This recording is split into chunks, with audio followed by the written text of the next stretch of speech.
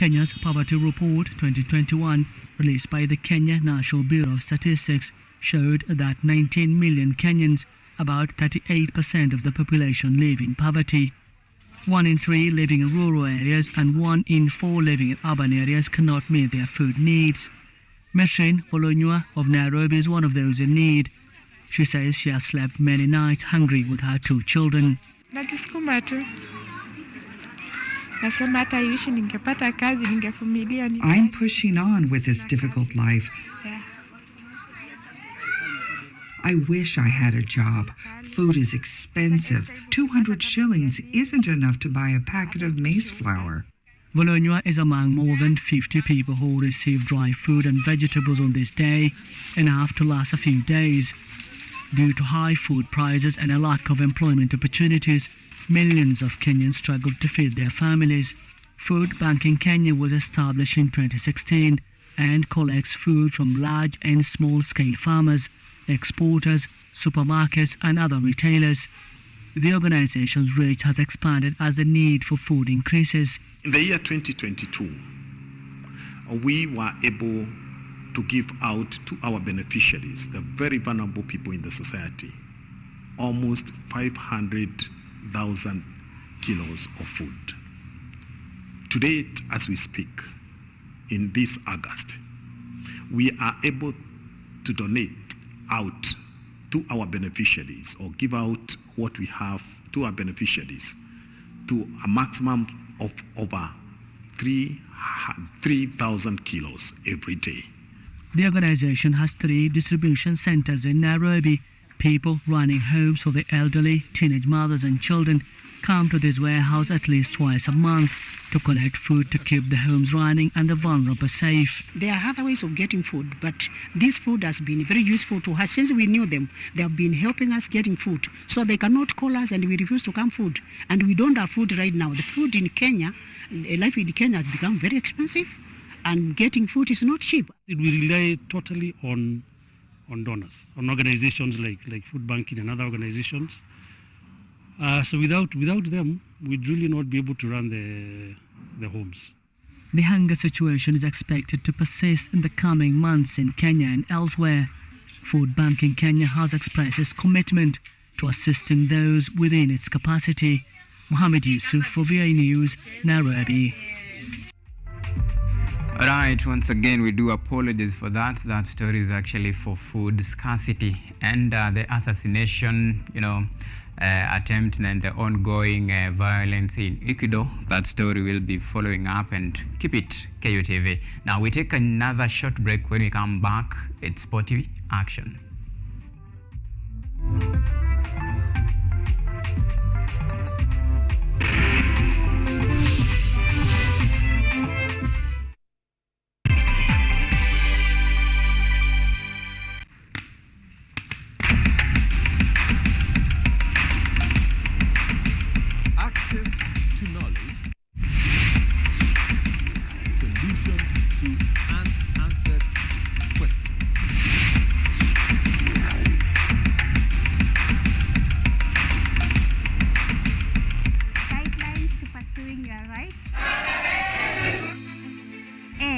Repossessing your property, intellectual or material.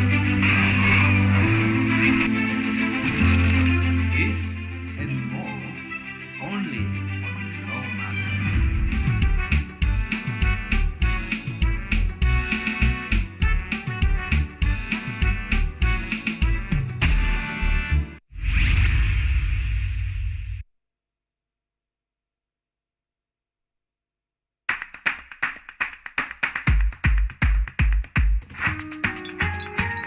What are some of the ways through which you can develop these skills so that you are comfortably fitting into the job? You have to put yourself in positions where you are uncomfortable in the sense that you are not clear about what to do.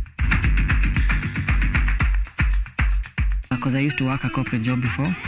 So when I left, I happened to visit someone's farm around this area. So this project is called Security Breach Detector and Readiness Familiarize. It is meant to be used to detect, detonate explosives. We'll tackle all the tough issues, discuss all the weird moments, and hopefully share a few laughs along the way.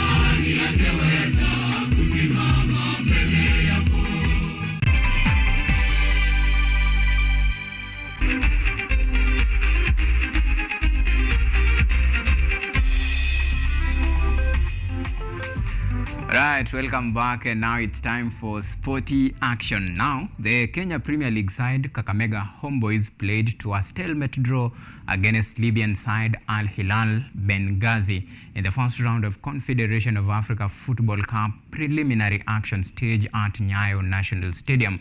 Both teams were wasteful. Kakamega Homeboys came close to opening a deadlock but were blunt in the front line. The draw means Kakamega Homeboys will have to win their second leg fixtures set for 27th of August in Libya to keep hopes alive of lifting the trophy for the first time in the club's history.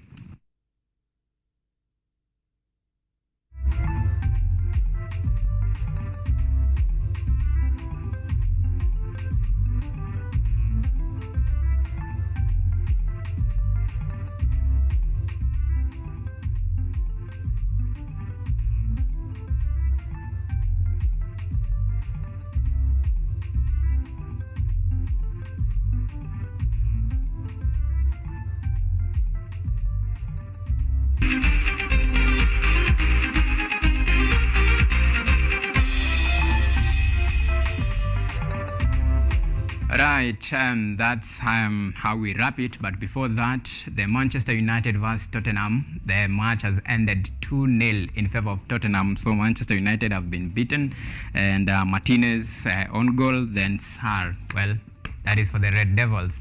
That's a wrap from us. From this side, we do wish you have a very lovely weekend. My name is AUMA Evans. Evelyn Langat has been on our sign language interpretation department. See you some other time. Bye bye and good night.